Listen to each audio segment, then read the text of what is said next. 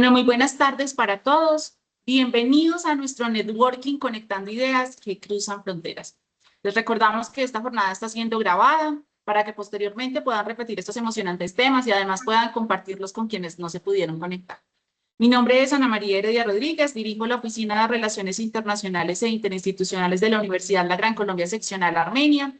Hemos desarrollado este espacio de manera coorganizada y colaborativa con la Universidad Católica de Temuco y está liderando este proceso nuestro coordinador de posgrados de la Facultad de Ciencias Económicas y Empresariales, Santiago Castillo Páez. Ahorita él se va a presentar y también va a presentar a nuestros invitados de esta tarde. Reciban un cordial saludo desde la Universidad Católica de Temuco en Chile y desde la Universidad La Gran Colombia Seccional Armenia. En nombre de nuestros directivos, les damos la bienvenida a esta interesante jornada. Y no quiero dejar pasar el espacio también para agradecerle a Carolina por toda la gestión allí, con todo el tema de la invitación de los estudiantes de la Universidad Católica de Temuco y también por el invitado que tenemos de la Universidad Católica de Temuco. Hemos generado este espacio de manera articulada entre ambas universidades para que nuestros estudiantes y graduados de posgrado puedan fortalecer sus redes de contactos internacionales, crear sinergias que coadyuven a ese desarrollo de nuestras regiones y países. Y yo soy muy soñadora, ¿por qué no desarrollar mejor y potenciar nuestro hermoso continente?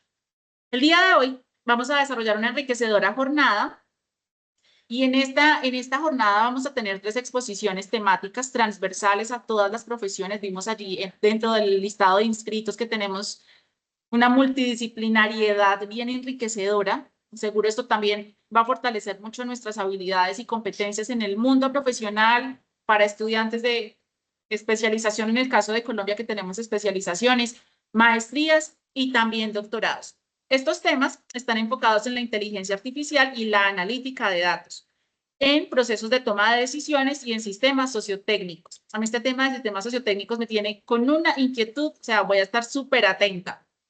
Estos temas serán abordados por 3 expertos internacionales, 2 de ellos de Colombia y un experto de Chile, que les estaremos presentando antes de cada intervención. Cada una tendrá una duración aproximada de 20 minutos y al final vamos a tener un espacio para hacer algunas preguntas e intervenciones allí de parte de nuestros asistentes y participantes. Y pues finalmente, después de las intervenciones, vamos a tener un espacio para que ustedes también puedan allí como manifestar sus, a ver, ¿cómo lo digo? Como su percepción de estas jornadas. Estamos siendo como de cierta manera pioneros en estos ejercicios con posgrados a nivel internacional. Así que sin más preámbulo, Santiago, se me perdió Santiago de la pantalla. Les voy a presentar a nuestro coordinador de posgrados de la Facultad de Ciencias Económicas y Empresariales. No sé, algo de pronto pasó con su internet para que le podamos dar paso a nuestro primer invitado. Esperemos allí 30 segunditos para que se conecte. Voy a revisar si me escribió vía WhatsApp, a ver de pronto qué le pasó. Y si no, yo presento a nuestro primer invitado y él ya les presenta a los demás invitados. Bueno, mientras Santiago vuelve y se conecta, yo le quiero dar las gracias a quienes se motivaron a inscribirse a estas jornadas. A veces no es fácil porque estamos finalizando semana, estamos con múltiples ocupaciones y estar aquí es porque queremos aprender, queremos conectar con personas de otros países. Yo tuve el privilegio de conocer parte de Temuco en el mes de febrero. Qué ciudad tan agradable, qué ciudad tan bonita, qué paisajes tan espectaculares. Y hemos venido fortaleciendo esas redes y esos lazos entre ambas universidades. Así que este es el primer proceso de varios que vienen. Y aprovecho también para invitar a los estudiantes de posgrado que quieran hacer movilidades internacionales aquí en la Universidad La Gran Colombia Seccional Armenia, que nos contacten. Podamos hacer todo ese tema de movilidad también. Revisamos para que vengan y hagan procesos de investigación con nuestros docentes, investigadores, para que nos ayuden con temas de clases. Cuando digo ayuden es que invitamos docentes internacionales para que en colaboración con nuestros docentes en la universidad también orienten unas cátedras. La estancia normalmente es de 1 semana, máximo 2 semanas, aunque en este momento les cuento que tenemos 5 docentes investigadores mexicanos que van a estar todo el mes de noviembre con nosotros. Así que anímense, motívense. Yo les voy a dejar mis datos de contacto ahorita en el chat. Me escriben un correo y empezamos a hacer la gestión para que generemos esa sinergia de movilidad en el año 2026, si Dios quiere. No sé qué pasó con Santiago. Yo voy a presentar a nuestro primer invitado, que de hecho nuestro primer invitado es un docente gran Ya me colombiano. encuentro. Ah, ya se conectó Santi. Santi, ¿estás por ahí? Sí, Anita, discúlpame, se había caído la llamada, pero ya estoy aquí con Dale. ustedes. Bueno, con ustedes Santiago Castillo Páez, nuestro coordinador de posgrados de la Facultad de Ciencias Económicas y Empresariales, el abanderado y líder de este proceso y de esta articulación entre los posgrados de ambas universidades. Santiago, todo tuyo el escenario para que allí podamos presentar también a nuestros profes e invitados. Muchas gracias. Muchas gracias, Anita, por la introducción, por darnos la bienvenida a todos, agradecerles por aceptar esta invitación tan especial, tan importante y tan de alto nivel. Los participantes que tenemos el día de hoy, tanto docentes, ponentes como estudiantes, son, bueno, se caracterizan por ser estudiantes de posgrados, por tener un interés especial por la educación y la academia. El día de hoy tenemos como primer invitado a el ingeniero Luis Miguel Mejía. Él es docente investigador de la Universidad La Gran Colombia, seccional Armenia. Él es ingeniero agrónomo, especialista en pedagogía y docencia universitaria para la gestión para el desarrollo empresarial, magíster en desarrollo sostenible y medio ambiente de la Universidad de Manizales. Además, docente investigador de la Universidad La Gran Colombia, líder del grupo de investigación para el desarrollo agroindustrial GIDAS y miembro del grupo de investigación de gerencia de la tierra. Además, par evaluador de las salas de agronomía, forestales y estadísticas del Ministerio de Ciencias de Colombia, asesor en gestión y formulación de proyectos y prospectiva, consultor estadístico, estratega empresarial y consultor del sector asegurador, combinando el conocimiento estadístico en tendencias y riesgos. Ha representado a Colombia en proyectos asociados a sostenibilidad, análisis multivariado, investigación y desarrollo. Además, tecnología y diseño de modelos prospectivos y multivariables para la formulación de planes de desarrollo agroindustrial. Dentro de sus trabajos más relevantes están los libros de análisis estadísticos de sistemas ecológicos, factores de inseguridad alimentaria en el departamento del Quindío, métodos de análisis para la investigación, desarrollo e innovación de procesos agrícolas y agroindustriales. Ha trabajado en diversos proyectos de investigación en ecología, floricultura, análisis de la dinámica temporal de series históricas de precios de productos agrícolas, estudios prospectivos y de diseño experiencial aplicado a procesos de investigación, desarrollo e innovación. A su vez, es sensei quinto dan en el arte marcial de Karate Do, miembro del Instituto Karateka tradicional en Colombia. Como lo ven, es un excelente docente con una trayectoria muy interesante. Bienvenido, ingeniero Luis Miguel Mejía. Gracias, gracias Santiago, gracias Ana. Bueno, como se acaban de dar cuenta, no he perdido el tiempo. Prácticamente me dediqué, desde que me formé como ingeniero agrónomo, me dediqué de lleno al tema estadístico y ha sido mi pasión durante 27 años. No puedo decir que mi área de formación o mi área de expertise, no, mi pasión. Cuando hablo de estadística, hablo de pasión. Así que, si me permiten, voy a empezar a compartir pantalla para contarles lo que tengo para contarles.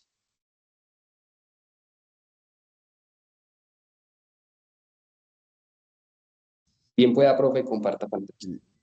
Ya lo Listo. estamos viendo. Perfecto. Bueno, cuando Ana me comentó la idea de un tema para hablar en el tema de análisis de datos, de inteligencia analítica, de toma de decisiones, yo decía, wow, algo se me tiene que ocurrir, algo bien interesante. Y volvemos a un tema en donde más que alianzas se están armando divorcios. Oigan lo curioso, divorcios. La estadística y la inteligencia analítica en la era del Big Data. Mucha gente está diciendo, hoy venga, ya que existen los científicos de datos, ya que existe inclusive la misma inteligencia artificial que ya hace los scripts para hacer programación en Python, en R, en SAS, ya mucha gente está diciendo, no, pues dejemos el análisis estadístico a un lado. Y ojo que aquí, quien me están escuchando hoy en este tema de análisis estadístico, la parte esencial de la estadística, del análisis estadístico para tomar decisiones, es convertirnos en artesanos de la información. Por eso es algo que es muy retador. Y bueno, y empiezan una cantidad de contextos como Gartner en el 2011, cuando empieza a hablar del tema de la Big Data, esos grandes volúmenes de información, donde pasamos de kilobytes a megas, de megas a gigas, y ahorita estamos hablando de teras. O sea que ya es una cosa que se volvió increíble, unos grandes volúmenes, pero aquí viene una cuestión, y es, ¿a qué le debo creer? ¿Qué datos son fiables? ¿Qué datos no son fiables? Así como ahorita está pasando mucho en las redes sociales, que hay videos que dicen, esto será cierto y ya es creado de la inteligencia artificial. Entonces, es empezar a decantar la información. Entonces, nuestro primer ejercicio artesanal es, de qué datos me puedo fiar, qué fuentes puedo fiar, porque son grandísimos volúmenes y a veces los estudiantes me dicen, profe, ¿cómo hago yo? Necesito información o no encuentro información. Cuando me dicen no encuentro información, me dice, venga, no encuentras porque de pronto no has sabido buscar. Hay fuentes muy grandes, la fuente de la FAO, de la Organización Mundial de la Salud, inclusive del Banco Mundial, donde son unas bases de datos muy completas, muy extensas, y antes lo que tenemos que hacer nosotros es acortar, disminuir y no perder nuestro foco. Ahorita les voy a decir cuál es el foco.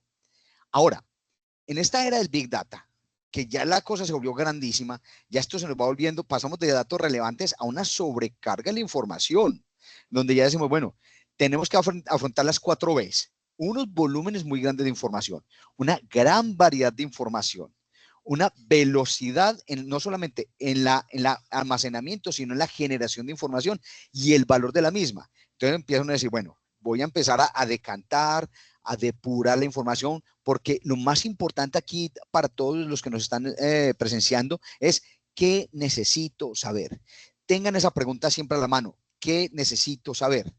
Desde que yo tenga esa parte clara, la llevo ganada. Ojo con eso.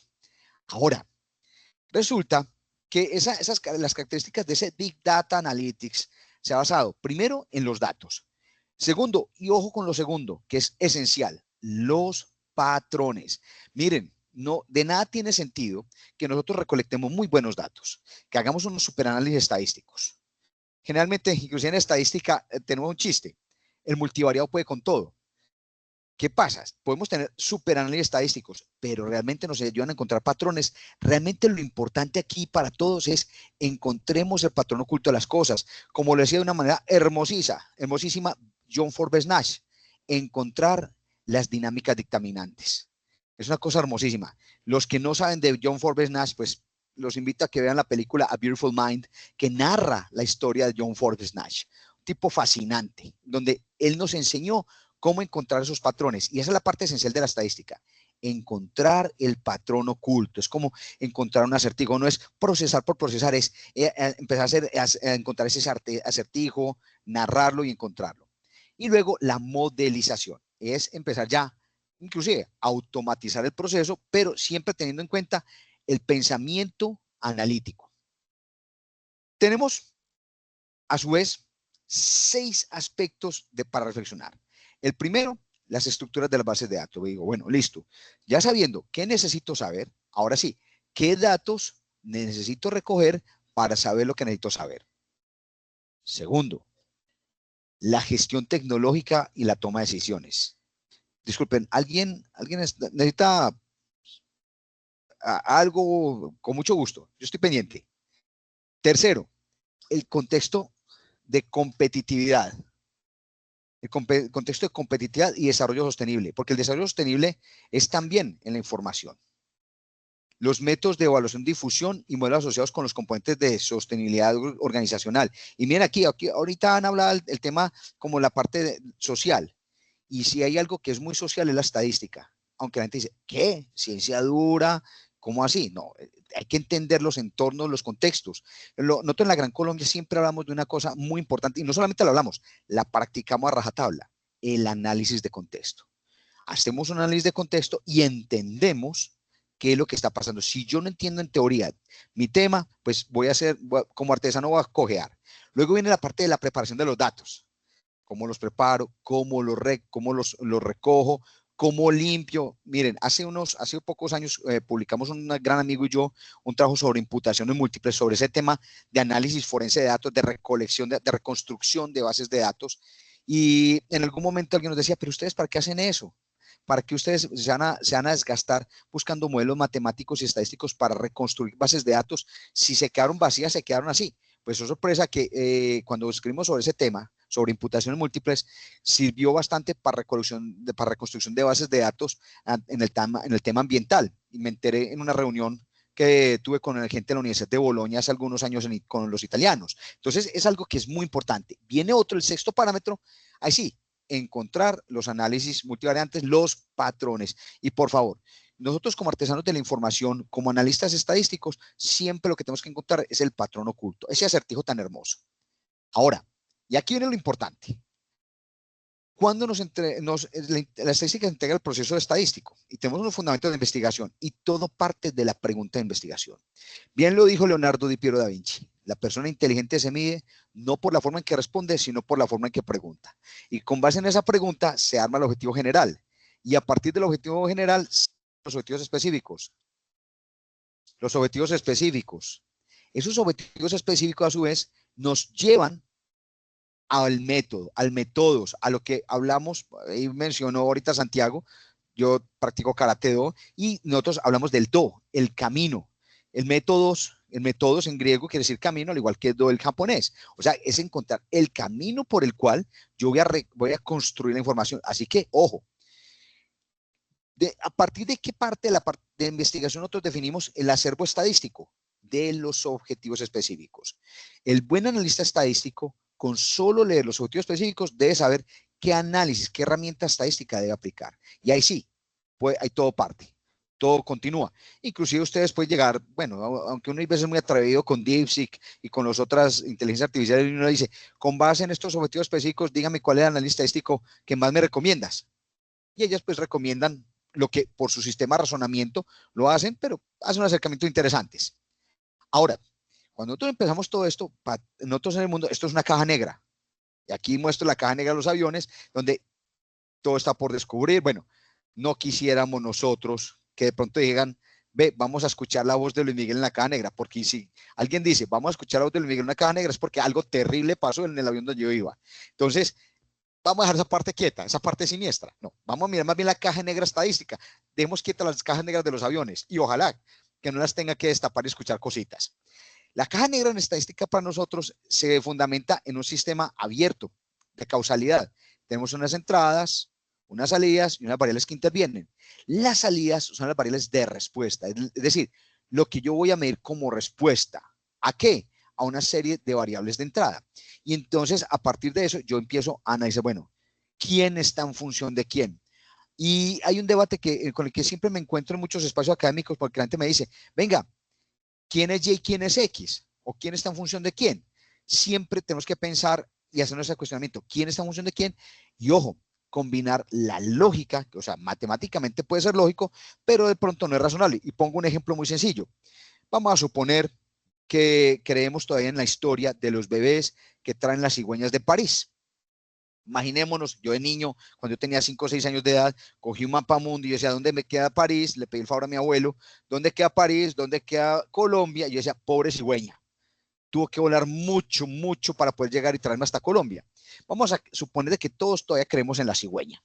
Entonces, podemos decir, bueno, podemos calcular el número de nacidos vivos en función del número de cigüeñas. Y si hacemos el análisis estadístico y matemático, puede darse negativo. ¿Es lógico, pero es razonable? No, porque entonces muchos de nosotros dirían, bueno, pues si vamos a hacer una regulación de la natalidad, muy sencillo, capturemos cigüeñas. O si hay un país que se está quedando sin bebés, mandemos las cigüeñas para ese país para que empiecen a repoblar el universo. Entonces, es lógico, puede ser lógico, más no razonable. Ahora, nosotros ya, con base en el efecto de dependencia de quién está en función de quién, empezamos a mirar múltiples relaciones. Entonces empezamos a mirar lo que son ecuaciones estructurales, si las variables tienen una única relación, entonces miramos correlaciones canónicas y así sucesivamente.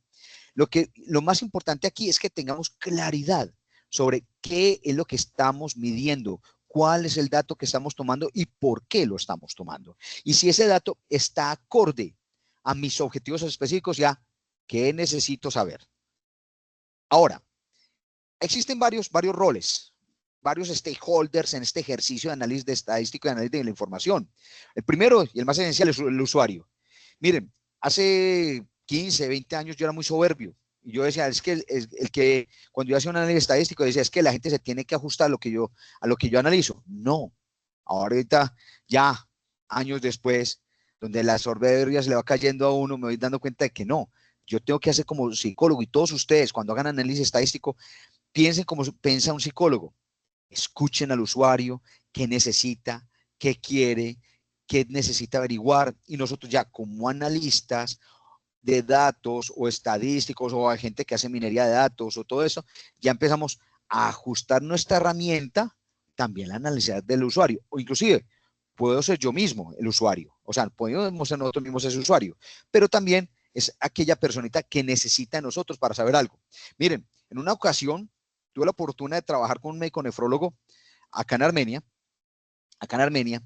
y él me habló sobre un tema que yo no tenía remota idea. Pues ustedes escucharon ahora, yo soy ingeniero agrónomo de base, pero eso no quiere decir que yo no sepa leer. Y resulta que él me dice, mire Luis Miguel, quiero hacer un estudio sobre perfiles, sobre un tema. Yo cuénteme, doctor, ¿cuál es el tema? Glomerulonefritis rápidamente progresiva. Parece un trabalenguas, ¿no? Y yo decía, glomerulonefritis rápidamente, ¿qué es esa vaina? Entonces yo le dije, mire, hagamos un negocio, denme una semana, yo leo del tema, me empapo del tema, y ya sabiendo, al menos en teoría de qué trata las cosas, puedo entrar a acompañarlo. Esa parte es muy importante, muchachos. Ah, que es que me dijeron que es de medicina. Listo, leemos. No, que es de epidemiología. Leemos. Que es de economía. Leemos. Tenemos papers, tenemos artículos, tenemos acceso a información para leer y empaparnos para poder ahí sí, con los datos, ser unos buenos artesanos de información. Y ahí sí, hacer todo ese procesamiento, como lo ven ustedes en la parte inferior, como lo plantea el Instituto de Análisis Estadístico SAS en 2017, formular el problema, visualizar los datos, prepararlos, analizarlos, modelar y crear informes. Ahora, tengan en cuenta, y ojo con este slide, con esta diapositiva, ojalá la ponchen, igual, el que quiera mi presentación, con todo gusto, yo al final dejo mi correo electrónico, porque pues ahorita debo retirarme, porque precisamente debo dar unas asesorías al Instituto Colombiano Agropecuario ahorita más tarde, pero entonces, por favor, el que quiera esta presentación con todo el cariño del mundo, me escribe al correo al final y le comparto esto, pero este slide es el corazón. Siempre tenemos que tener 3 siempre y un jamás. El primer siempre, muchachos, siempre leamos del tema del cual vamos a realizar análisis. Así sea yo quien necesita la información, leo el tema. Siempre. La teoría, ponernos en contexto. El segundo, el jamás. El segundo es un jamás. Los métodos estadísticos se subordinan a los objetivos específicos y jamás al contrario.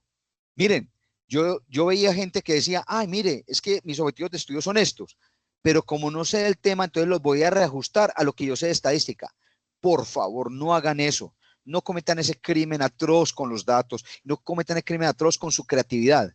Es la estadística la que se tiene que esforzar y ajustarse a los objetivos. Y ahí viene otro ejercicio artesanal. O sea, no solamente tenemos el insumo, la materia prima, que son los datos, sino que nosotros mismos construimos nuestras herramientas. El tercero es un siempre hemos realizado este ejercicio. Y ojo, van en esta estricta secuencia. Primero interpreto con base en los resultados. Luego argumento con base en lo que leí. Y por último, propongo, pero siempre en esa secuencia. Interpretar, argumentar y proponer. No vayan a intentar argumentar sin interpretar, o peor aún, proponer sin hacer las dos anteriores. Si lo intentan, les deseo la mejor de las suertes porque la van a necesitar. Y el cuarto es un siempre busquemos el poder de lo simple. Ahorita dije un chiste, el multivariado puede con todo. Muchas veces el análisis estadístico más complejo que necesitamos es una simple distribución de frecuencia y unas tablas y unas gráficas de círculos. Si el análisis estadístico, si lo que necesitamos saber lo logramos con esa estadística básica, ya. ¿Quién dijo miedo? ¿Que eso es pecado? No, eso no dice en ninguna parte, ni en la Biblia, ni en ningún lugar. Pero siempre busquemos el poder de lo simple, el método estadístico más sencillo para alcanzar las cosas. Ahora, siempre que nosotros estamos en este ejercicio de análisis de datos, de analítica predictiva, de manejo de volúmenes de datos, siempre hay que analizar el porqué de las cosas. Eso es fundamental. Y ahí entra un rol multidisciplinario, por eso es tan importante que nosotros empecemos a interactuar con diferentes profesiones, con abogados, con antropólogos, sociólogos, médicos, odontólogos, enfermeras, otros ingenieros, con personas de todas las áreas y aprender de cómo piensan ellos, y eso nos enriquece mucho más. Y vale la pena resaltar una cosa, ahí donde yo me siento bonito, póngale cuidado, dice, los científicos de datos, el trabajo más sexy que nadie jamás ha tenido. ¿Qué quiere decir eso? Que hoy día los analistas nos pusimos bonitos. dejamos de ser esos patitos feos a convertirnos en esos hermosos cisnes.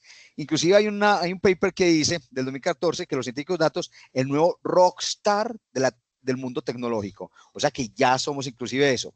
Pero lo más importante, la base, la esencia, el poder de lo simple, saber preguntar, saber qué es lo que necesito saber, saber qué datos voy a recolectar. Desde que yo tenga esos parámetros, la llevo ganada.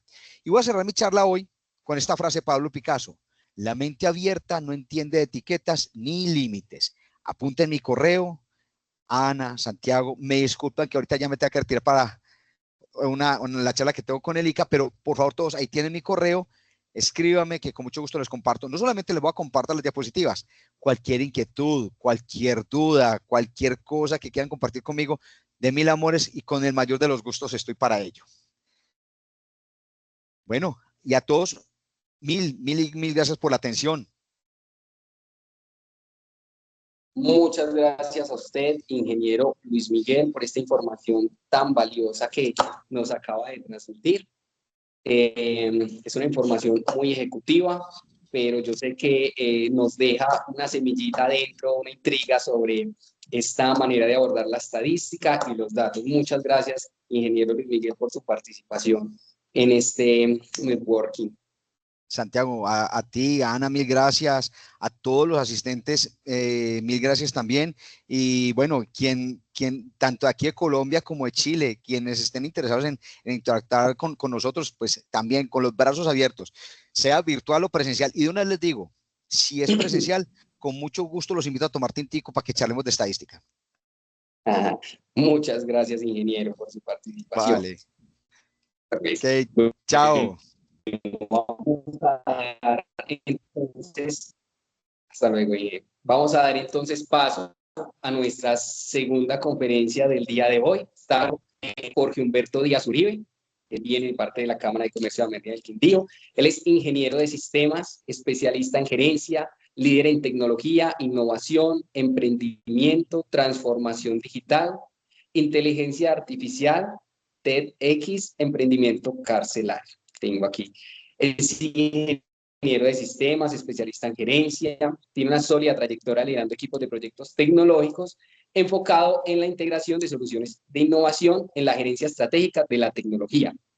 Es conferencista, tallerista en procesos creativos de ideación, prototipado y validación de modelos de negocio, dirección de entidades de apoyo al emprendimiento y a la gerencia de proyectos, enfocado en la identificación de comunidades, el pensamiento lateral y la creación de alianzas estratégicas de ponencia a la transformación digital. Sus especialidades es la identificación y desarrollo de oportunidades de negocio, el pensamiento lateral y la resolución creativa de problemas, el relacionamiento estratégico y las relaciones públicas, la integración de tecnologías e inversión en tecnologías de la información. Antes de iniciar la charla, queremos informar que a través del chat vamos a enviar el registro de asistencia a la participación de este networking. Recuerden que el día de hoy esta sesión va a ser certificada. Las personas que estén en la reunión y no hayan realizado su registro de inscripción pueden hacer el registro en la asistencia, deben llenar todos los datos que está en este formulario para que les llegue a su correo la certificación. Las personas que ya realizaron el registro en el link que se les había enviado, no es necesario que registren toda la información, simplemente su nombre completo y si tienen algún comentario al final lo pueden hacer. Simplemente es para llevar el registro de asistencia. No siendo más, entonces damos el espacio al ingeniero Jorge Humberto Díaz para que nos comparta esta información que tiene para nosotros. Hola Santiago, ¿cómo estás? Hola, buenas tardes a todos los que están conectados el día de hoy. ¿Me escuchan bien? Sí, ingeniero, nos escuchamos. Está cayendo un aguacero.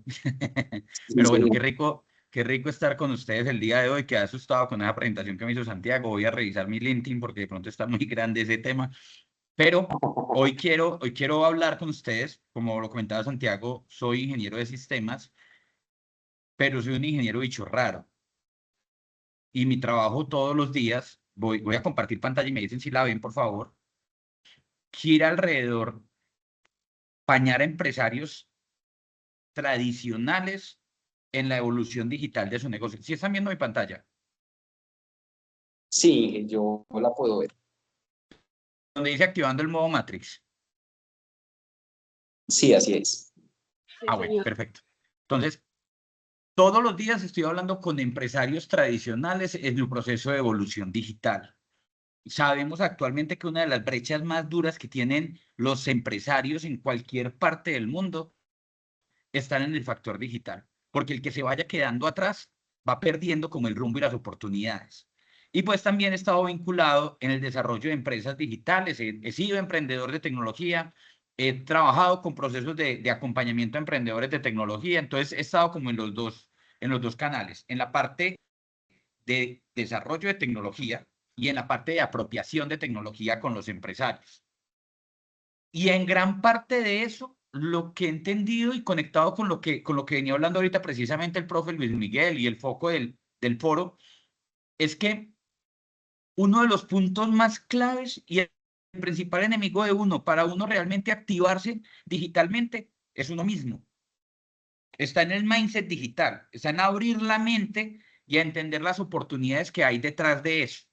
Por eso mi charla hoy, yo no sé si alguno de ustedes se acuerde de la película Matrix, es una película un poquito vieja, si no se acuerdan, les la invito para que la vean, pero hay una escena en la que Morfeo, que es uno de los protagonistas, le presenta a Neo 2 pastillas y le dice, si se come la pastilla azul, tranquilo, va a seguir su vida normal, pero si se toma la pastilla roja, va a conocer un nuevo mundo y yo le voy a enseñar hasta dónde llega el agujero de gusano, ¿cierto? Como con un tema de la proyección de lo que van a trabajar detrás de eso.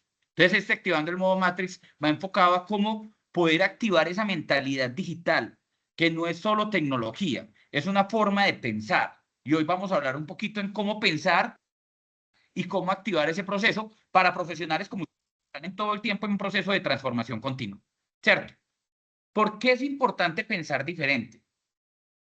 Porque el mundo está cambiando a pasos agigantados y si sigo haciendo lo mismo me va a quedar atrás. Entonces, precisamente la frase que tengo acá de Eric Hoffer es, en tiempos de cambio, quienes están abiertos al aprendizaje se añoran del futuro, mientras aquellos que creen saberlo todo estarán muy listos para un mundo que ya no existe. Y más en el momento en el que estamos viviendo, donde el tema de la inteligencia artificial está cambiando gran parte de las cosas como las veíamos normalmente. Entonces, yo siempre planteo aquí como una pregunta y les digo, imaginémonos un escenario en el que las personas, en el que, no sé, en el que llegamos a diciembre, estamos a diciembre, y resulta que tenemos que encerrarnos todos porque llegó una enfermedad donde no podemos tener contacto con los humanos y con las otras personas. Pues si les digo esto ahora, pues obviamente para todos van a decir, pues ya lo vivimos dentro del ejercicio de la pandemia, pero ese escenario de hace 10 años no se pasaba por la cabeza de nadie. O sea, muy poco yo creo que en un plan, no, yo creo que nadie, en un plan de trabajo o un plan de prospectiva, no está una proyección de lo que nos tocó que vivir a todos en el año 2020, ¿cierto? Y eso es importante porque precisamente el mundo está cambiando cada vez más grande y uno de los factores, o sea, obviamente a nosotros, señores y señoritas, nos tocó que vivir algo que no va a vivir nadie más hasta dentro de 1000 años. A nosotros, los que estamos hablando acá, los que están en esta conferencia en este momento y todos los que estamos actualmente en el mundo, nos tocó que vivir fue el cambio de milenio. No pasamos de los años 1800 a 1900. Pasamos de los años 1000 a los 2000. ¿Cuándo va a haber un nuevo cambio de milenio? En 1000 años. No más con eso, nosotros ya somos unos sujetos históricos. Y a nosotros nos ha tocado que vivir dos momentos singulares. Un momento singular es un momento que corta la historia de la humanidad en dos. El primer momento singular que nos tocó que vivir a nosotros, obviamente, fue la pandemia. No esperábamos que algo así pasara en todo el mundo, pero pasó, ¿cierto? Pero esto obviamente tuvo afectaciones en los negocios, tuvo afectaciones en las empresas, pero uno de los factores, y en las familias, pero uno de los factores que más evolucionó fue el tema de la transformación digital, el tema de la tecnología. Estoy seguro que muchos de ustedes no hayan leído un código QR antes de la pandemia y ahora todo el mundo lo lee para diferentes cosas. estoy seguro que muchos de pronto no hayan hecho transferencias electrónicas, por ejemplo, acá en Colombia, con NEC y con DaviPlata, y ahora lo hacen todos los días. Y ni contar, o el otro momento singular que estamos viviendo, se puede considerar precisamente este momento de la inteligencia artificial que está cortando esa historia nuevamente de la humanidad en dos. La humanidad es otra después de la inteligencia artificial. Pero lo que les quiero decir es, esta tecnología está evolucionando a pasos agigantados. Las empresas de hace 25 años son muy diferentes a las empresas de hoy y van a ser totalmente diferentes a las empresas de dentro de 25 años, ¿cierto? Y el mensaje es claro. Si tú no estás pensando en digital, tu competencia sí. ¿Sí o no? Si ustedes no están pensando en cómo la tecnología los va a ayudar a evolucionar o vinculando tecnología a su negocio o a sus procesos de trabajo, la competencia sí, y se los va a llevar por delante. ¿Sí o no? Entonces hay que abrir la mente y entender que eso está pasando. Algo muy importante para contarles es que en el 2016, precisamente, el Foro Económico Mundial declaró la cuarta revolución industrial. Y se hablaba de la inteligencia artificial, se hablaba del Internet de las cosas, se hablaba de la robótica y de la Big Data. Pero gran parte de esto lo estamos viviendo somos nosotros ahora. Ahora somos los que estamos viviendo este cambio directamente. ¿Sí o no? Entonces, por ejemplo, yo creo que nosotros estamos viendo ya la época como de los supersónicos o de las películas de los 80 que mostraban un futuro, porque los robots ya existen y cada vez son más evolucionados. Los vehículos voladores también están. La inteligencia artificial, pues ni se diga lo que está evolucionando directamente. El mundo está cambiando y gran parte de ese cambio, como les digo, va conectado con lo que estamos viviendo actualmente de todo lo que se está generando con OpenAI, con ChatGPT, con Gemini, y todos los días uno aprende algo nuevo y hay algo mucho mejor, ¿cierto? Y el que no se meta en ese camino va a desaparecer. Entonces hay muchos que estamos profetizando o que dicen, es que todo va a cambiar, y resulta que va a cambiar, porque es parte del ejercicio de lo que está sucediendo, ¿cierto? Y si usted no cambia, lo cambian, ¿cierto? Entonces muchos procesos están cambiando en la humanidad.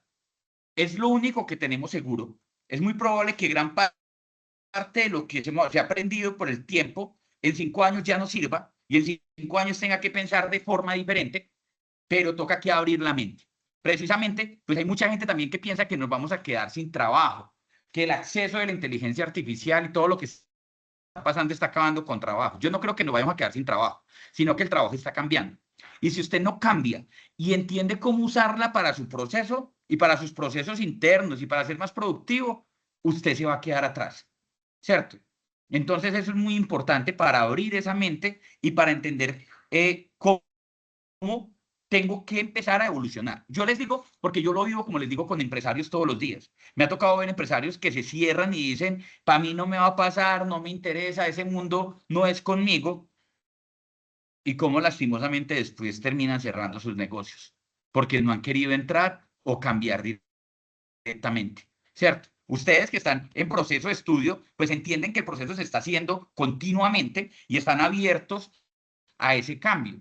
Pero es importante empezar a ver las cosas de forma diferente. Ahí es donde les digo el tema del efecto Matrix. Hay que entender que Internet es una analogía precisamente de cómo funciona nuestro cerebro. Y hay que empezar a identificar, como lo decía ahorita el profesor Luis Miguel, a identificar esos patrones de comportamiento. Y algo muy importante, muchachos, en este momento, en la historia de la humanidad, la cantidad de empresas nuevas que están naciendo, conectadas con el mundo digital, son muchísimas. Y con el tema de la inteligencia artificial. ¿Por qué? Porque se están cambiando muchas cosas como se hacían anteriormente.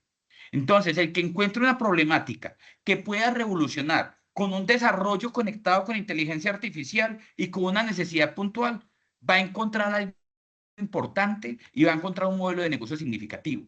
Pero para eso, como les digo, es importante detectar esos patrones de comportamiento.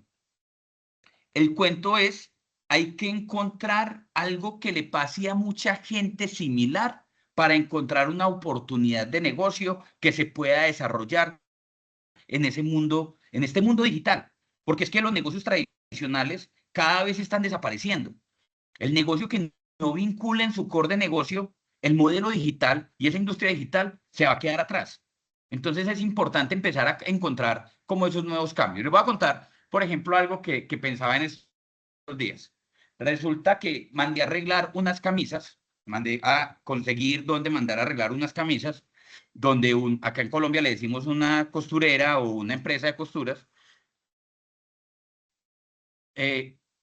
Busqué en internet, encontré una, me fui para allá y cuando llegué estaba cerrada. Perdí una ida. Ahora todos no queremos salir, ¿cierto? Entonces me tocó que volver el día que ya vi cuáles eran los horarios, volví con la camisa, me tomaron las medidas, me dijeron, listo, vuelva en 4 días. Ya llevaba 2 idas. Tercera ida, cuando fui por ella los 4 días, y me dijeron, no, todavía no está, vuelva en 4 días. Ya llevaba 3 días. 3 idas. Después se me olvidó. Volví por allá al mes. Casi que no la encuentran. Pero ¿qué me di cuenta? 4 idas a ese sitio donde perdí tiempo. Una de las tendencias más grandes que están pasando a nivel mundial es el tema de los domicilios especializados. El domicilio especializado es el que la gente le lleva el producto específico a su negocio, tipo modelos de negocios que van conectados por ese lado.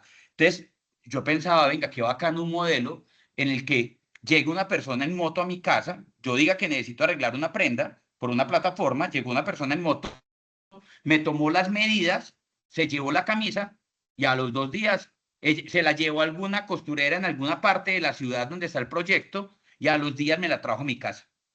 Entonces puede ser que algo así pueda ser una solución indicada para ese tipo de problemas que se están haciendo.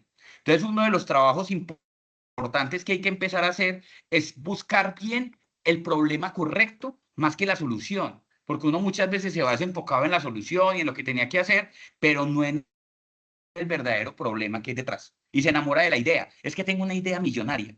Y esas ideas millonarias muchas veces no son las más adecuadas. Hay que empezar a validarla, pero enfocada en el problema real, con la hipótesis y conectándose con ella.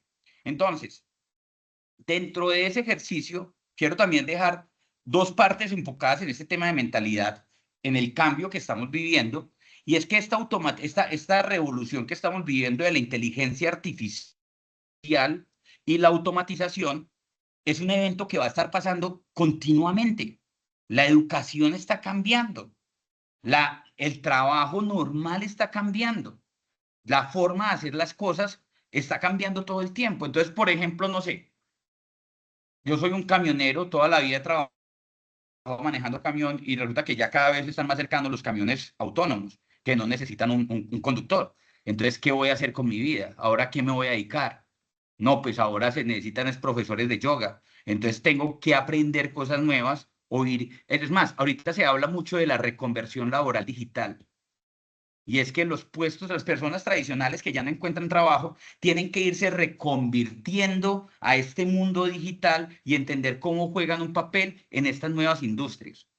Y algo muy importante, pensándolo a nivel de empresas, es que los negocios ya no hay que pensarlos como el negocio para toda la vida, pues que mi negocio yo no me imagino como un edificio firme, sólido, sino que hay que pensarlo como una carpa de camping, que lo puedo armar en cualquier lado, porque todo está cambiando, ¿cierto? Y si mi negocio se queda con la misma solidez de siempre, puede desaparecer.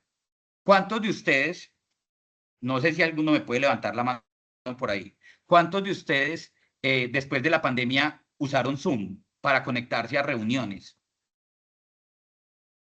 Yo creo que varios. ¿Hace cuánto ustedes no usan Skype? ¿Quién se acuerda de Skype? Entonces, ¿qué pasa? Skype, que era el líder mundial en la parte de teleconferencias y videoconferencias, llegó la pandemia y no fue capaz de actuar de forma adecuada y este año ya se quebró. Mientras que Zoom, que no era nadie, existía antes de la pandemia, aprovechó esa viralidad que le dieron los docentes en su momento y se disparó inmensamente. Obviamente ahorita tenemos Meet, tenemos Teams, tenemos diferentes tipos de modelos, pero en su momento generó un cambio significativo y algo muy importante para analizar ahí es que ya no se habla que el pez grande se come al chico, sino el rápido se come al lento. El que no es rápido en el cambio tiene el riesgo de desaparecer. Y un parte de la mentalidad digital y el mindset digital es que tenemos que tener esa estabilidad mental y esa inteligencia emocional para ir reinventarnos repetidamente. ¿Por qué? Porque es que lo único seguro que tenemos en este momento es ese cambio continuo de la forma como hacemos las cosas, ¿cierto? Rápidamente, algunas recomendaciones para poder activar ese mindset digital. Primero, eviten el multitasking. A veces, como tenemos acceso a tantas cosas a la vez, puede ser que algunos de ustedes están en este momento viendo mi charla y así mismo están de pronto chateando por WhatsApp o viendo en Netflix alguna información, alguna película, ¿cierto? ¿Qué pasa? Que ese conocimiento no se va a ir para el lado que es. O haciendo un informe en Excel. Es importante enfocarse y trabajar en lo que están haciendo en ese momento. Actualmente, todos creemos que porque tenemos varias plataformas a la vez y varias tareas a la vez, pues las podemos hacer inmediatamente. Pero nuestro cerebro es como, nuestro cerebro precisamente es como un computador. O sea, todo el tiempo tiene que volverse a reiniciar cuando le cambio de tema. Eso es como cuando ustedes están haciendo un trabajo y les llega otra persona a preguntarle otra cosa. Y ustedes empiezan a hablar con él, a contestarle lo otro, y cuando vuelven al trabajo dicen, venga, ¿en qué iba? Y tiene otra vez que reiniciarse para poder volver a conectarse con lo que está haciendo. Entonces eso no es tan recomendado, y menos la procrastinación, porque en este momento hay un mundo de oportunidades que lo pueden distraer a uno y desconectarse de lo que realmente es importante. No sé si saben qué es lo que hay acá al lado izquierdo. Estos son unas tajadas de plátano maduro quemadas. Resulta que hace unos días estaba fritando unos plátanos en mi casa y mientras los estaba haciendo, me entró un mensaje del grupo de mi oficina diciéndome que teníamos que revisar una información. Empecé a revisar la información que tenía, como yo creo que hay todos ustedes cuando cocinan tienen el celular al lado. Tenía el celular al lado, me puse a contestar el mensaje, ta, ta, ta, ta, ta. Cuando me di cuenta estaba mirando un video por allá de otra cosa. Cuando me di cuenta que es que Shakira sacó un video con Ned Cherán y yo no sé qué, y me puse a ver otras cosas, y cuando volví a caer en cuenta de las tajadas, estaban quemadas. ¿Qué les quiero decir con eso? Nuestra mente no está hecha para hacer tantas cosas a la vez. Es importante enfocarnos. Hay métodos, por ejemplo, el método Pomodoro, lo que le dice a uno es, dedíquele en 20 minutos a un tema sin mirar celular, sin mirar internet, dedíquese solo a eso y luego 5 minutos haga lo que quiera. Pero eso permite que usted sea más productivo. Otra recomendación, llénense de referencias espectaculares. Conozcan de diferentes temas con los que puedan hacer una buena conversación. Todos tenemos un poder que no lo utilizamos mucho, y es el poder de parafrasear. Se los recomiendo cuando ustedes están en una clase, en una charla, en una información, parafraseen lo que entendieron que les estaban diciendo en una reunión. ¿Por qué? Porque así ustedes no se van a codear con un conocimiento, puede ser erróneo. Muchas veces a uno le están hablando de un tema y uno coge algo y resulta que lo que usted tomó no era lo realmente que le estaban contando. Entonces, cuando usted lo parafrasea y le dice, venga, cuando usted me está hablando del multitasking, es como cuando uno hace varias tareas a la vez y a veces no le quedan bien. Ah, perfecto, ya. Entonces, ¿qué pasa? Ya lo puso en sus palabras y ya lo entendió mejor para poderlo, ya se apropió de ese conocimiento. Ese conocimiento ya no es de la otra persona, ese conocimiento es suyo. Entonces es muy importante parafrasear. Usen analogías, comparaciones fáciles para poder dar a entender más fácil un proyecto, una iniciativa, algo específico, y hagan al lado esos hábitos pasados de pensar. A veces uno siempre pensaba de la misma forma, se centraba solamente en ese modelo de pensamiento y se quedaba ahí. Hay que cambiar la mente, hay que entender que las cosas están cambiando a pasos agigantados y que también mi modo de pensar tiene que cambiar por ese lado. No sé cómo voy de tiempo. Jorge, vas bien, te quedan como 7 minutos más o menos. Dale, voy a ir rápido acá. ¿Cuáles son los 5 dominios de estrategia que lo digital están cambiando significativamente? Uno, los clientes. Los clientes antes eran un mercado masivo, uno ponía un mensaje y el cliente solamente veía ese mensaje, pero actualmente los clientes son una red dinámica, participan activamente, los clientes tienen voz. Si al cliente no le gusta algo de su negocio, puede comentarlo en redes y puede terminar siendo un ataque para su marca. ¿Cuántos de nosotros no hemos visto marcas que se han afectado por ese tipo de situación?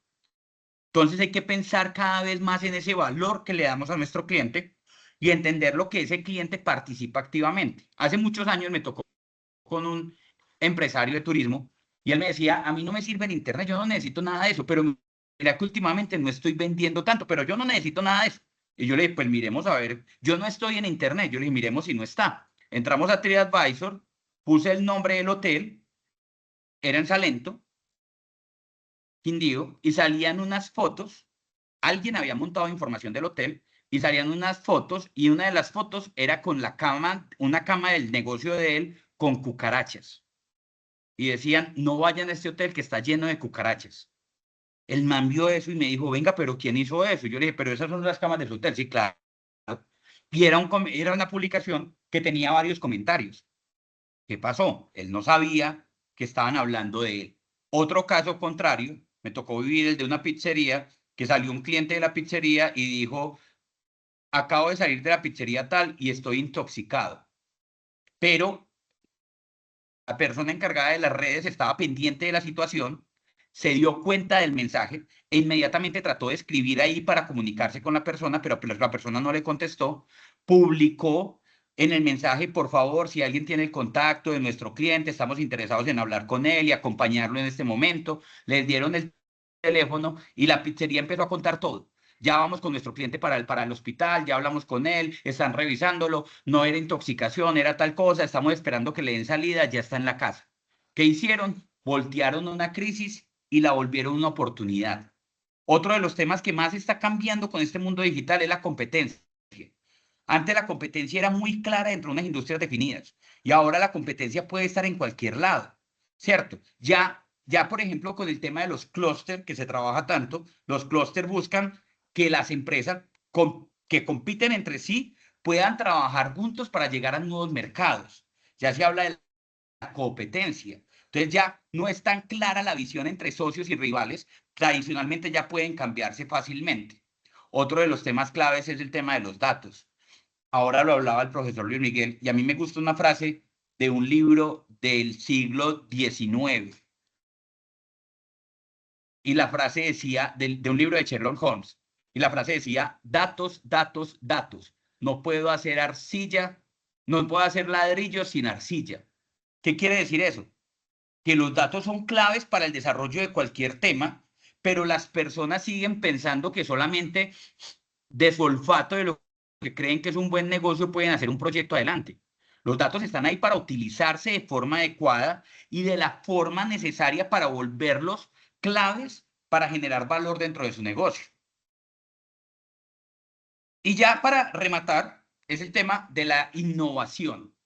La innovación también está cambiando significativamente. Antes se pensaba que innovar tenía que ser desde un centro de investigación con una inversión inmensa, pero ahora precisamente la gente está buscando validaciones rápidas, no quedarse solamente en la intuición, en la antigüedad y en el producto perfecto, sino salga lo más rápido al mercado, pruebe con modelos tipo Lean Canvas, tipo el libro del método Lean Startup, que le dice valide rápido, salga a la calle, porque la calle es la que realmente le dice si su producto tiene viabilidad o no. ¿Cierto? Genere productos mínimos viables con los que pueda validar ese tema. Y lo que les decía ahorita, enfóquese ya no en encontrar la solución adecuada, sino en resolver el problema correcto. Enamórese de ese problema para poderlo trabajar y para poderlo sacar adelante. ¿Cierto? Por ejemplo, uno de los éxitos de Google en su momento, ellos trabajaban una estrategia que se llamaba la estrategia del espagueti. Ellos tiraban espagueti, como cuando uno va a probar un espagueti que está bueno, lo tira a la ventana o a la pared y si queda pegado es porque ya está bueno, ¿sí o no? Pero ellos lo hacían era con ideas, pero era con muchas ideas, como si tú tiraras un montón de espaguetis a la ventana y los que se quedaran pegados, esos eran los que servían. Ellos que hicieron en su momento, sacaron un montón de productos mínimos viables, de versiones pequeñas de diferentes soluciones dentro de su sombrilla de Google para validarlas rápidamente y ver cuáles eran las que realmente servían y trabajar detrás de esa para hacer un proyecto mucho más robusto. Entonces, y en el valor, pues también es claro el cambio que se viene haciendo. Y a mí de esta diapositiva les quiero dejar una frase, y es que solo los paranoicos sobreviven. Piensen todo lo que pueda pasar dentro de su proyecto, porque todo eso puede pasar. ¿cierto? Téngalo presente para generar ese cambio. Ya para rematar, pensar digital, ¿cierto? Es pensar cada vez más conectado con modelos de negocios ágiles. El agilismo es una tendencia mundial y hay que entender cómo trabaja ese tipo de metodologías para mis procesos tradicionales. Ahora lo contaba el profesor, los científicos de datos tienen una oportunidad inmensa, el tema de software y el desarrollo también tiene una oportunidad inmensa, pero el mundo está cambiando tan rápido que no sabemos en qué momento ya no va a ser tan buena la oportunidad. Entonces hay que estar con una mente abierta, listos para cambiar. No puedo seguir como un caballito, como solamente por un camino. No, el mundo está cambiando y yo también tengo que cambiar. Muchísimas gracias a todos.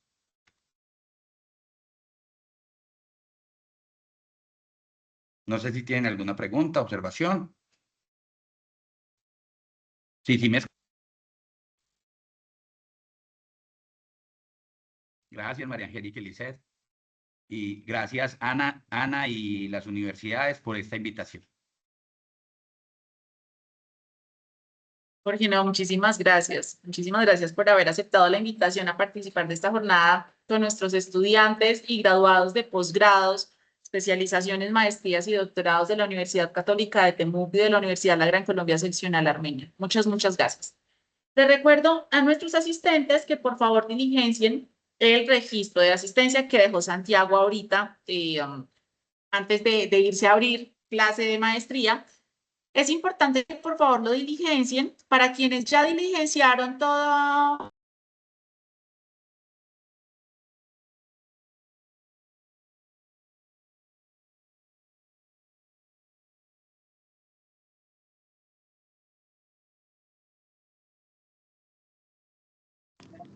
Yo creo que le dije, ¿no?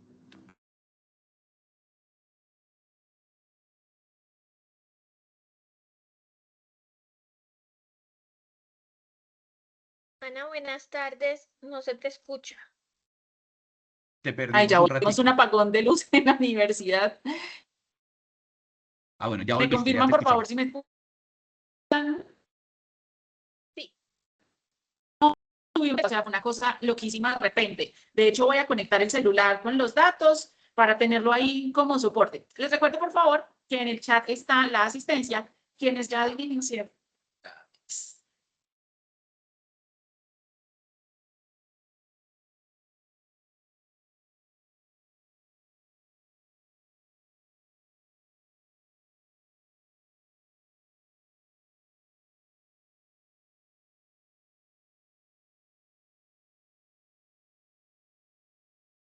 Aquí volvimos, ahí voy a hablar rápidamente. No se les olvide, por favor, diligenciar la asistencia y le quiero dar paso a nuestro tercer invitado de hoy. Nuestro tercer conferencista cierra con broche de oro. Este broche de oro es un dicho típico aquí en Colombia. Aquí, de esta manera, indicamos que la jornada ha sido enriquecedora. Y nuestro tercer conferencista cierra con broche de oro, el doctor Julio Rojas Mora, de la Universidad Católica de Temuco. El doctor Julio es profesor asistente del Departamento de Ingeniería Informática de la Universidad Católica de Temuco. Es ingeniero de sistemas por la Universidad de los Andes, Venezuela, y posee un diploma de estudios avanzados en estadística e investigación de operaciones, otorgado por la Universidad de Santiago de Compostela, España. Obtuvo el grado de doctor en la Universidad de Barcelona, donde desarrolló investigaciones vinculadas a la toma de decisiones bajo incertidumbre y la optimización aplicada. Su trayectoria académica incluye la participación en proyectos en la universidad. Ay, Dios mío, esto no se me da tan bien. Ahorita le voy a pedir, por favor, al doctor que nos cuente el nombre de la universidad. Esta la voy a saltar. Todos en Francia, ya saben, no hablo francés, si estuviera en inglés de pronto, mejor, donde profundizó en metodologías cuantitativas y optimización espacial. Ha sido profesor investigador en el Instituto de Estadística de la Universidad Austral de Chile, participando en proyectos relacionados con la evaluación de políticas públicas y el desarrollo sostenible. Actualmente en la Universidad Católica de Temuco, combina la docencia con la investigación en temas aplicada, disciplinarios orientados a la innovación y el análisis de problemas complejos en el ámbito socioeconómico. El doctor Rojas también es miembro del claustro del doctorado en Planificación Territorial y Sustentabilidad de la Casa de Estudios de la Universidad Católica de Temuco, donde desarrolla investigación sobre la planificación desde una perspectiva sistémica. Y hasta el momento Ha sido coautor en más de 80 publicaciones científicas en diferentes áreas del conocimiento. Doctor Rojas, bienvenido, todo suyo el escenario. Muchas gracias, Ana María. ¿Se escucha? Sí. Se escucha Voy a muy bien. aprovechar.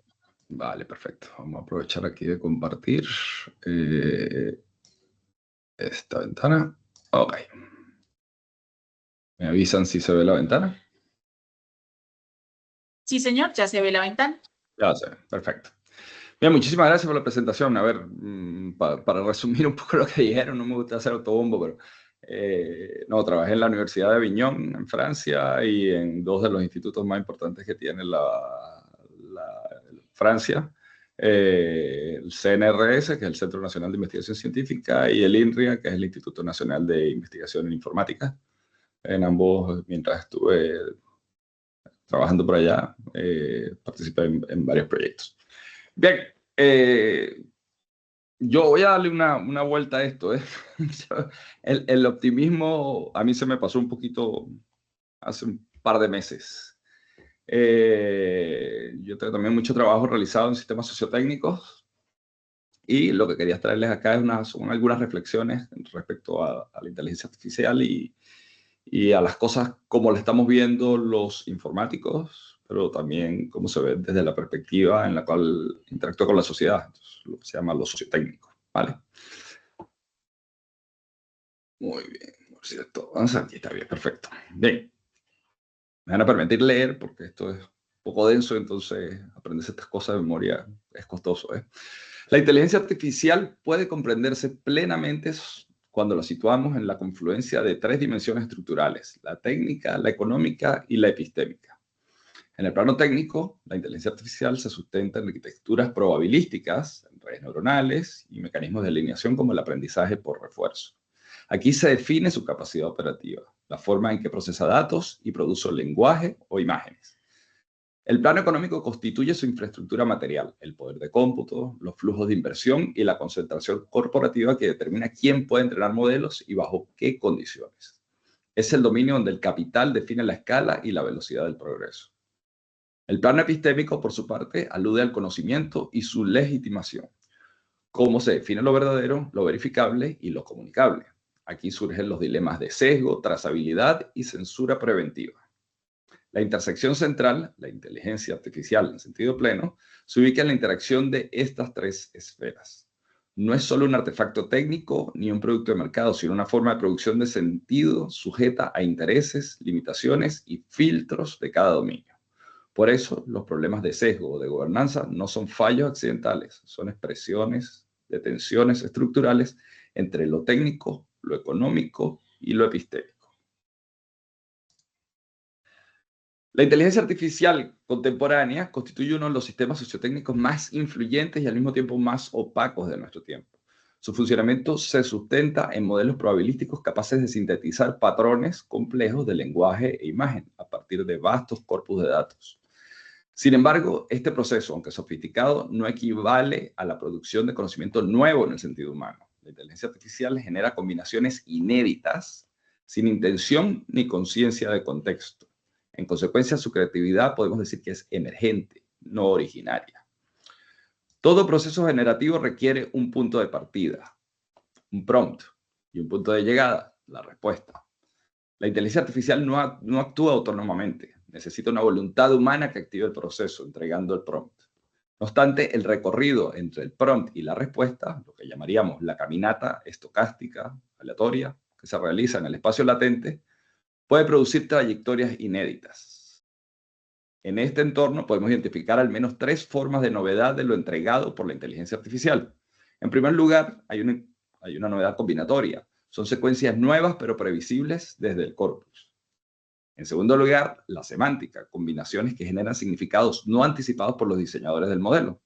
Y finalmente, la estructuralmente limitada. Aun cuando sorprende, la inteligencia artificial permanece confinada al horizonte del corpus de entrenamiento.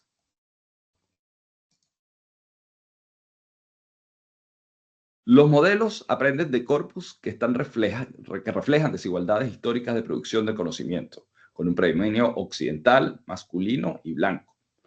Por lo tanto, reproducen y amplifican estos sesgos. Las técnicas de alineación que emplean los diseñadores de los modelos, como el aprendizaje por refuerzo con retroalimentación humana, buscan corregirlos. Pero generan un fenómeno adicional, el sesgo de corrección, donde el temor al error conduce al silencio o a la distorsión.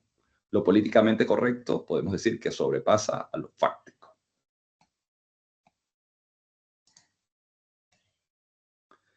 Cuatro casos recientes muestran que los fallos de alineación no son solo técnicos, sino también económicos y políticos. El primero de ellos corresponde a BART, el modelo desarrollado por Alphabet, la casa matriz de Google, que en febrero de 2023 protagonizó un incidente debido a un error factual sobre un descubrimiento astronómico atribuido erróneamente al telescopio James Webb. Este fallo generó una pérdida bursátil reportada de entre 100 y 170 mil millones de dólares, según diferentes recortes temporales. El incidente constituye un ejemplo paradigmático de subcorrección. El sistema responde con confianza sin verificación adecuada. Un año después, en febrero de 2024, Gemini, también de Alphabet, ilustró el problema opuesto.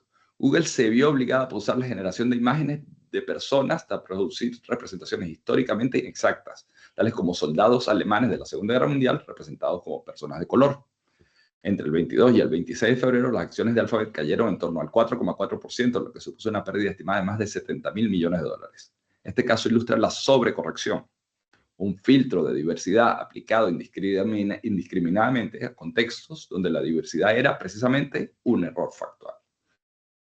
Por su parte, Bing tuvo una muy conocida alter ego llamado Sydney, fue un chatbot desarrollado por Microsoft y mostró en febrero de 2023 otro tipo de desviación cuando exhibió conductas agresivas y manipuladoras en conversaciones con usuarios.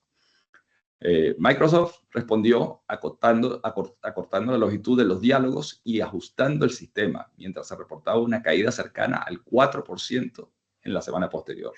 Este episodio ejemplifica la desviación semántica en contextos abiertos, donde la falta de restricciones conversacionales permitió comportamientos inadecuados. Finalmente, Galáctica, otra IA desarrollada por Meta y lanzada en noviembre de 2022, representa el caso epistémicamente más relevante. Este vamos a volver luego. Este modelo, diseñado para la comunidad científica y entrenado en decenas de millones de artículos, producía salidas plausibles pero falsas, al tiempo que bloqueaba términos relevantes como SIDA o racismo. Meta retiró la demostración en apenas 3 días, aunque no existe una cifra bursátil clara asociada a este incidente. Resulta especialmente significativo porque el sesgo de silencio se manifiesta precisamente allí donde la verificabilidad es esencial. En conjunto, estos casos revelan la existencia de dos polos problemáticos: la subcorrección, que genera riesgo moral al permitir afirmaciones falsas con alta confianza, y la sobrecorrección, que produce riesgo factual al aplicar filtros de manera indiscriminada. La raíz del problema radica en que los modelos no comprenden el contexto, sino que lo aproximan estadísticamente. Por tanto, los filtros tienden a ser o demasiado permisivos o excesivamente restrictivos. Aún disponiendo del conocimiento factual, como por ejemplo la simbología histórica de la Segunda Guerra Mundial, los sistemas generativos no siempre pueden representarlo visualmente. Esta limitación no responde a una incapacidad técnica, sino a una restricción normativa global. Los filtros de política institucional actúan sobre la salida, inhibiendo representaciones legítimas, incluso en contextos educativos o analíticos. La información existe en el espacio latente del modelo, pero se silencia por diseño. Esta dinámica puede ilustrarse mediante un caso concreto. Un modelo puede saber, en términos vectoriales, porque todo en las redes neuronales son vectores, cómo se compone un uniforme histórico, habiendo procesado durante su entrenamiento numerosas imágenes y descripciones de indumentaria militar de diferentes épocas. Sin embargo, las capas de seguridad implementadas bloquean su materialización cuando detectan símbolos totalitarios, incluso si el propósito de la consulta es claramente documental o educativo. Esta tecnología del silencio preventivo desdibuja la frontera entre ética y censura, generando una zona gris donde resulta difícil distinguir entre protección legítima y restricción excesiva del acceso a información históricamente relevante. Este fenómeno explica los episodios de lo que se llama over-refusal, es decir, situaciones en las que el sistema rechaza solicitudes legítimas por precaución extrema, incapaz de discriminar entre usos apropiados e inapropiados del conocimiento que contiene. El sesgo no desaparece, sino que se transforma. Durante la generación, el modelo evalúa la probabilidad condicionada de que un token es una de las partes del prompt, dados todos los anteriores, ¿ok? Entonces, yo voy a generar tokens nuevos, dados todos los anteriores que he tenido. Priorizando coherencia local sobre consistencia global. Si en el entrenamiento doctor ocurrió masivamente con un pronombre masculino como he o his, esa asociación se comunica como proximidad en un espacio vectorial de alta dimensión. Esta codificación no es meramente superficial, sino que permea las capas profundas de la arquitectura del modelo. El aprendizaje por refuerzo con retroalimentación humana puede penalizar explícitamente secuencias como the doctor, he, alterando los pesos de salida en las capas finales de la red. Sin embargo, las asociaciones latentes almacenadas en capas profundas no se desaprenden completamente. En contextos ambiguos, con prompts novedosos, no cubiertos durante la fase de alineación, esas asociaciones resurgen por rutas alternativas de atención. El modelo encuentra otra forma de expresar la misma regularidad cultural sin violar la regla superficial que se le ha impuesto. Este fenómeno explica por qué, bajo perturbaciones del contexto o ante formulaciones inesperadas, reaparecen patrones que creíamos corregidos. La arquitectura Transformer, que es con la que funcionan los modelos de lenguaje, con sus múltiples cabezas de atención y conexiones residuales, ofrece numerosos caminos alternativos para que la información sesgada fluya desde las representaciones profundas hasta la salida final, eludiendo las capas de corrección más superficiales. Si los sesgos son estructurales, el control deviene político. El Reglamento Europeo sobre Inteligencia Artificial aspira a imponer transparencia y responsabilidad, pero enfrenta una paradoja fundamental. Exige lo que sería difícil verificar. La normativa puede demandar documentación exhaustiva del proceso de entrenamiento, pero las autoridades reguladoras podrían carecer de la capacidad técnica necesaria para auditar si esa documentación es completa o precisa. Es probable que no puedan replicar los experimentos de manera independiente, ni inspeccionar directamente el espacio latente de los modelos para verificar las afirmaciones de los desarrolladores. A esta limitación técnica se suma la fragmentación jurisdiccional propia de la economía digital globalizada, donde el entrenamiento puede realizarse en un país, el despliegue en otro y la comercialización en un tercero, generando vacíos de responsabilidad difíciles de salvar. Adicionalmente, la brecha temporal entre la velocidad de la innovación tecnológica y el ritmo de desarrollo legislativo agrava el problema, dejando amplias zonas de la actividad tecnológica sin marco regulatorio efectivo. Esta situación plantea una implicación crucial. La gobernanza efectiva de sistemas de inteligencia artificial requiere no solo normas jurídicas bien diseñadas, sino también infraestructura de auditoría, con capacidad real de verificación. Esto implica disponer de capacidad de cómputo pública que permita replicar experimentos, equipos técnicos independientes con conocimiento especializado comparable al de los desarrolladores y estándares metodológicos replicables que posibiliten auditorías significativas. Sin estos elementos, la regulación corre el riesgo de ser formalmente comprensiva en el papel, pero operativamente limitada en la práctica, generando una ilusión de control sin capacidad real de supervisión. La inteligencia artificial contemporánea se estructura sobre una infraestructura altamente concentrada, donde pocas corporaciones dominan las capas críticas del sistema: datos, cómputos, infraestructuras, modelos y plataformas. Por ejemplo, este año tanto Reuters como Bloomberg reportaron contratos por más de $20.000 millones entre proveedores de cómputos como Nvidia, CoreWeave, Oracle y desarrolladores de modelos como OpenAI, evidenciando una creciente interdependencia técnico-financiera. Esta concentración genera barreras de entradas estructurales, el acceso al hardware y los grandes conjuntos de datos que queda restringido, mientras los estándares tecnológicos y los precios se definen desde las capas inferiores del ecosistema. El resultado es un oligopolio de infraestructura que condiciona la innovación y desplaza el poder de decisión hacia quienes controlan la base material de la inteligencia artificial. El entusiasmo inversor ha inflado valoraciones por encima de los beneficios operativos, mientras crece exponencialmente el gasto de capital en infraestructura computacional. En este contexto, la aparición de DeepSeek en 2025 ha introducido un elemento disruptivo al afirmar haber logrado entrenamientos drásticamente más baratos con runs o ejecuciones finales cuyos costos son de magnitud inferior a los reportados por los principales actores del sector. La implicación económica de esta afirmación es profunda. Si un modelo de costo marginal bajo consigue igualar los rendimientos de sistemas extraordinariamente costosos, las barreras de entrada basadas en economías de escala se desmoronan repentinamente. Las supuestas ventajas competitivas derivadas del capital intensivo se reevalúan entonces como ineficiencias organizacionales, revelando que gran parte de lo que la industria consideraba la frontera tecnológica podría haber sido en realidad gasto mal asignado o procesos subóptimos. El mercado comienza a sospechar que la narrativa de escala masiva como requisito inevitable podría haber sido exagerada. Esta dinámica tensiona fundamentalmente la tesis dominante en la industria de escalar o morir, que ha guiado las estrategias corporativas y las decisiones de inversión durante los últimos años. El patrón resulta familiar en la historia económica.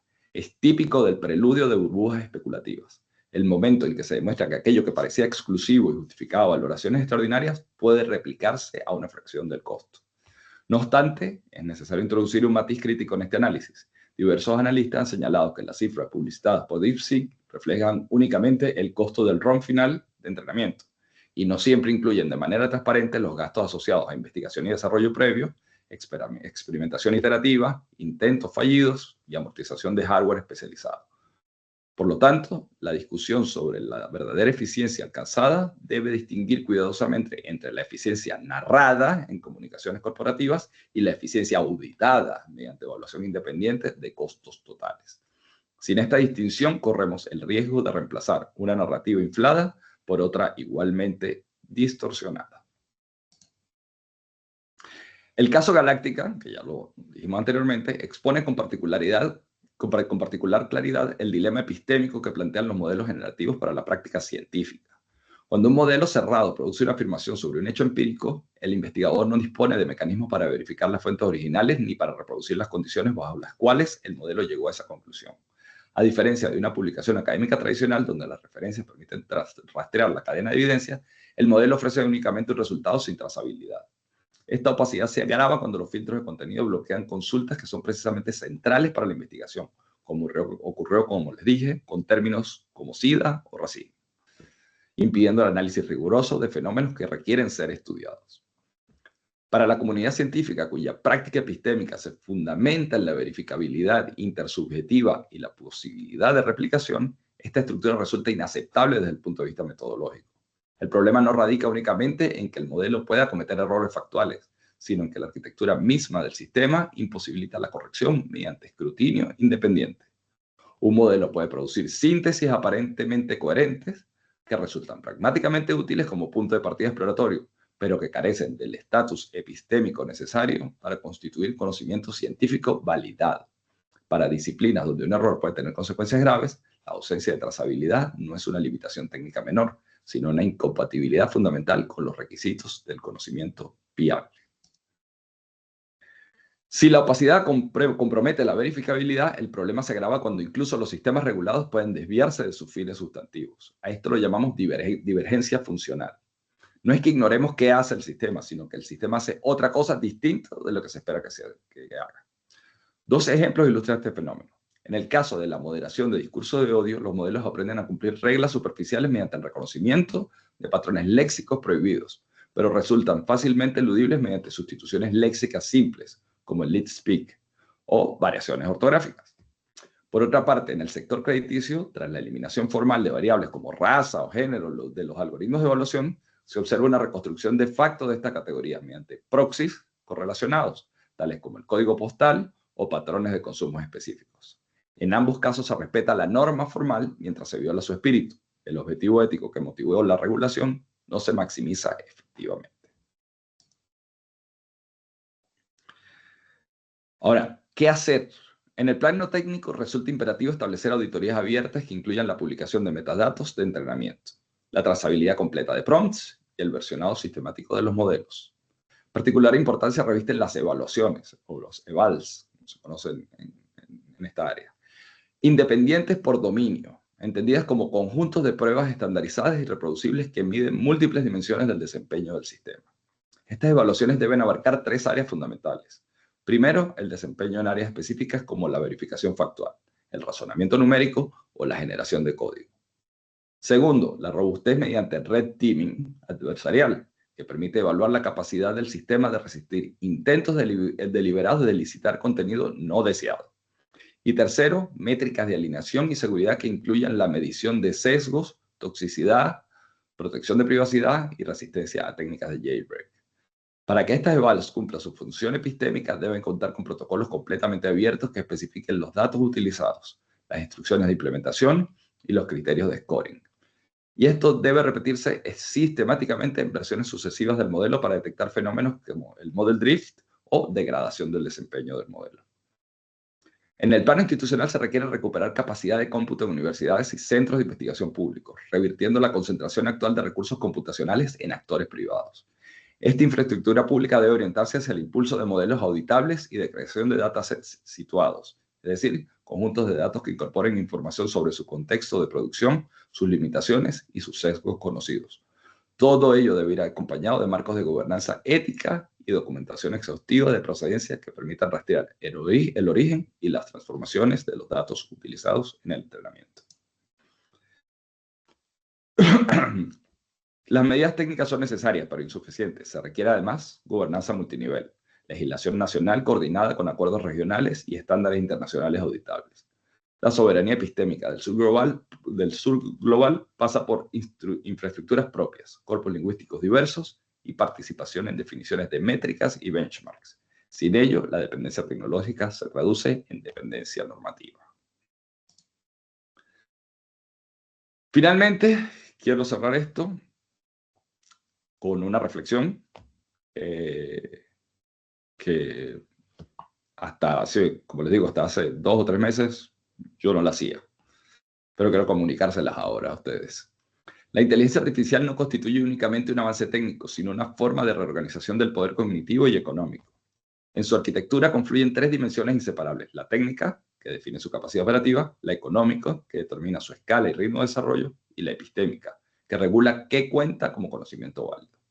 La interacción de estas esferas explica por qué los sesgos, la opacidad y la concentración no son anomalías corregibles, sino manifestaciones estructurales de un mismo orden de producción del sentido. El análisis precedente muestra que las soluciones puramente técnicas resultan insuficientes. Sin embargo, incluso las soluciones técnico-institucionales propuestas enfrentan obstáculos más profundos: la trampa geopolítica de la competencia estratégica. Estados Unidos y China se encuentran en una dinámica donde ambos deberían preferir desarrollo coordinado y seguro, pero ninguno puede desacelerar unilateralmente sin quedar en desventaja estratégica permanente. Esta estructura penaliza precisamente las precauciones deseables. Europa intenta regular mediante su mercado interno, apostando al efecto Bruselas. Pero esta estrategia encuentra sus límites cuando la tecnología se percibe como cuestión de seguridad nacional. El sur global enfrenta exclusión estructural, carece del capital, la infraestructura energética y la masa crítica de talento necesarias, convirtiéndose en consumidor dependiente que importa no solo tecnología, sino los sesgos incorporados en ella. La concentración económica se ve amplificada por una burbuja especulativa donde las valoraciones superan ampliamente los beneficios operativos. Como señala el caso de DeepSeek, parte de la supuesta frontera tecnológica podría ser ineficiencia organizacional disfrazada de ventaja estratégica. Sin embargo, el eventual colapso de esta burbuja no implicaría automáticamente democratización del acceso. Históricamente, las correcciones del mercado concentran poder. Cuando empresas pequeñas colapsan, las corporaciones con reservas de efectivo adquieren activos a precios reducidos. Una crisis financiera en el sector podría producir una mayor concentración oligopólica. Reconocer estas limitaciones no implica abandonar la gobernanza, pero sí reformular sus términos. 3 líneas de acción resultan realistas. Primero, documentación y preparación institucional para escenarios adversos, con equipos técnicos independientes capaces de auditar sistemas ex post y repositorios de conocimiento que no dependan de acceso corporativo. Segundo, acuerdos parciales sobre límites específicos, incluso sin consenso general. Y tercero, mantener viva la alternativa de desarrollo abierto y auditado, aunque sea marginal, preservando infraestructura para un eventual momento de corrección. Los problemas analizados emergen de la interacción entre arquitecturas técnicas probabilísticas, concentración económica extrema y asimetrías epistémicas históricas. Las soluciones propuestas son necesarias, pero su viabilidad política es limitada por las dinámicas de poder que el análisis ha expuesto. La cuestión no es si podemos resolver estos problemas mediante mejores algoritmos o regulaciones, sino si podemos alterar las condiciones estructurales que las producen. La tarea intelectual es doble: documentar estos procesos con precisión, resistiendo tanto al optimismo tecnológico ingenuo como a la resignación fatalista, y mantener vivo el horizonte normativo de lo que una inteligencia artificial al servicio del conocimiento abierto podría ser, no porque confiemos en que se realizará espontáneamente, sino porque sin ese horizonte perderemos la capacidad de nombrar lo que se nos niega. Bueno, con esto termino. Muchísimas gracias.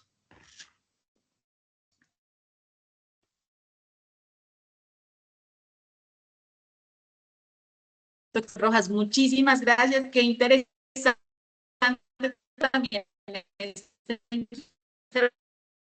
intervención y definitivamente estaba en lo cierto. Cerramos con broche de oro. Y dejé el mensajito en el chat de esta videollamada para poder emitir los certificados. Los certificados estarán siendo emitidos la última semana de noviembre y a través de las universidades y los diferentes coordinadores o directores de posgrado les estaremos haciendo llegar el respectivo certificado. Y también para nuestros docentes invitados vamos a emitir la certificación como ponente de estas jornadas. Esperamos que estas jornadas hayan sido de su interés, que hayan aprendido muchísimo. Yo aprendí bastante, quedé allí con muchas inquietudes. Voy a ir a indagar varios temas y pues de eso se trata, de generar estas redes y estos procesos que nos permitan interactuar y tener visiones diferentes desde diferentes lugares del mundo. Si bien es cierto, estamos en Latinoamérica, hay cosas que son algo diferentes también entre nuestros países y pues eso también nos enriquece bastante, la multiculturalidad. Muchísimas gracias. Les recuerdo además que esto está está grabado. Lo vamos a descargar. Lo vamos a subir al canal de YouTube de la Oficina de Relaciones Internacionales de nuestra universidad y les compartiremos el link por si quieren repetir algunos de estos momentos o si quieren compartir la grabación con las personas que no se pudieron conectar. Finalmente, y de nuevo, muchísimas gracias y que tengan feliz tarde todos y feliz noche para ustedes allá en Chile que están 2 horitas después de nosotros.